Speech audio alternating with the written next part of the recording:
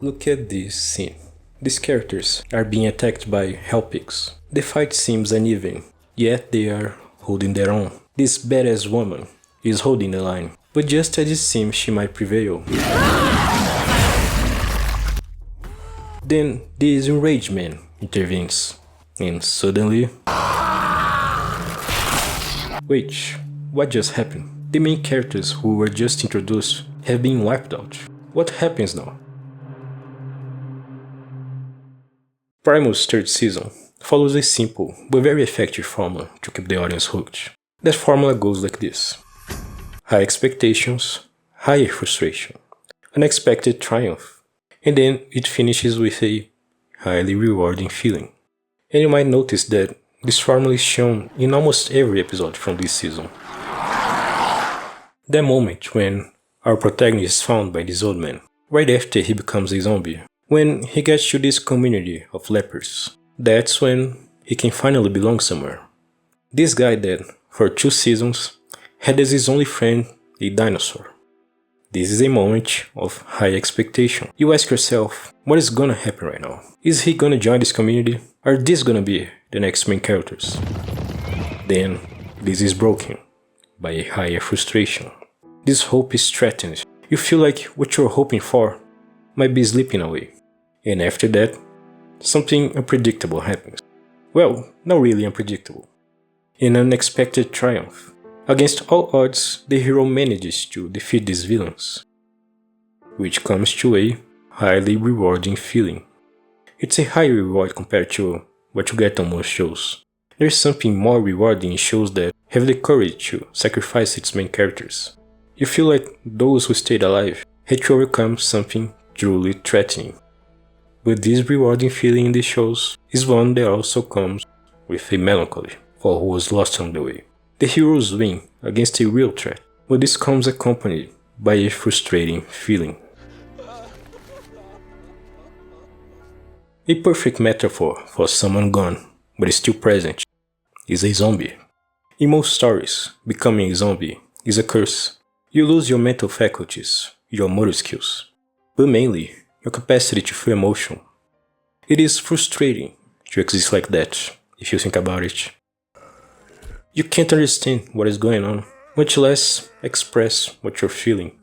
You could even come to the conclusion that being aware and able to express oneself is in many ways what it means to be alive. And the contrary to that can be the same as to be dead. The show dedicates 4 minutes just to depict these 2 characters trying to communicate with each other.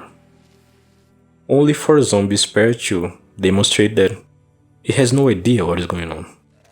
Can you recall any moment in your life when you had the patience to spend more than a single minute trying to communicate with someone? In a time of loneliness, this series recognizes that synchronizing with others can actually be pretty hard, but it is an inevitable part of forming meaningful relationships.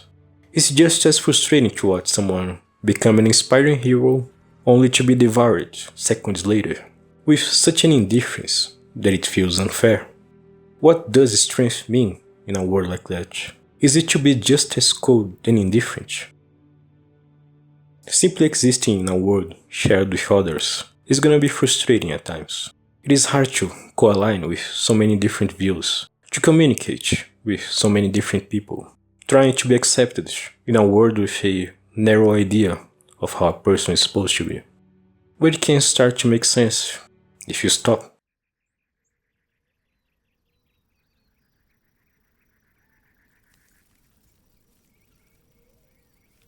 See that? It's silence. This season is full of moments of silence.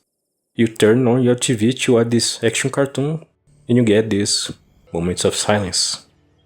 But this silence is what this season is about. I would say that is the main lesson Spear learns this season. The capacity to handle silence, to sit with your thoughts, to process what is going on. In a world full of predators, the ability to stop becomes an advantage. An advantage for individual survival, of course. But it's the same skill to deal with collective problems to stop, listen, and reflect. Ultimately, Primal Season 3 invites us to engage in introspection. In this day and age, we must remember the strength that is to care for others, the potency that comes with being warm. This cartoonish style that reminds us of the Golden Age classics brings us a contradictory feeling. The show is both comforting and brutally violent when it wants to be. It doesn't feel like an idealized world made for kids, just a sincere one in which kids are as cute as they really are, but who can be easily subjected to real-world cruelty at any moment. The world where devotion to others always comes with a cost. Spare was, since Season 1, this Conan archetype, someone who became tough after overcoming hardship and trauma, ultimately an image of masculine power that audiences can hold on to. But that was his limitation. He was too easily turned into a vessel for the audience's fantasies. Once he became monstrous, this Frankenstein allegory, he became much more identifiable. He started feeling what we all come across to feel at least once in life. Feeling that you don't belong, being ostracized, constantly trying to prove yourself while there is always gonna be those who dislike you, no matter what happens. It's easy to feel well once you fulfill society's expectations. Immediate signs of being able to assert dominance, to have a presence. But what happens when you're stripped of all of that? The zombie virus here, besides making him live with this putrefied carcass, almost works like an extremely heavy drug. He starts to live in slow motion. He loses most of his awareness, but he still instinctively remains the same. During this season, we slowly notice that the curse is wearing off, which is still pretty agonizing to watch since he's getting more aware, but he still has that monstrous appearance. You've noticed that I gave different abstract meanings to what silence is used for in the show, but the truth is that the show is giving this silence for each viewer to find their own meaning to it, because this is silence. It's what is going on in each one of our heads during the intervals of noise. The zombification was an individual test on remaining righteous, even under constant threat, not holding resentment towards people, despite all they have done to you. But it also served as a communal test on what a collective of people can do to someone based purely on his appearance. The zombification worked also as a catalyst for contemplation, something that I've never seen explored before in any zombie media. And you can't forget that the zombie condition served as a reminder to connect and unite, despite it being inevitably hard. To try to coexist with others can be, at the end of the day, highly rewarding. Even if all there was lost along the way, there is still a family to be formed, and we can only hope that they find more peaceful days ahead.